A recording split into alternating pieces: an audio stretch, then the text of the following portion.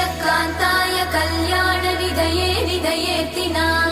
श्रीवेङ्कटनिवासाय श्रीनिवासाय मङ्गलम् लक्ष्मी सविभ्रमालोकसुभ्रूविभ्रमचक्षुषे चक्षुषे सर्वलोकानां वेङ्कटेशाय मङ्गलम् श्रीवेङ्कटाद्रिशृङ्गाग्रमङ्गलाभरणाङ्ग्रये मङ्गलानां निवासाय श्रीनिवासाय मङ्गलम् सर्वावयव सौन्दर्य सम्पदा सर्वचेतसां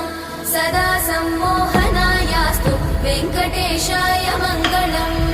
नित्याय निरवध्याय सत्यानन्दचिदात्मने सर्वान्तरात्मने श्रीमद् वेङ्कटेशाय मङ्गलम्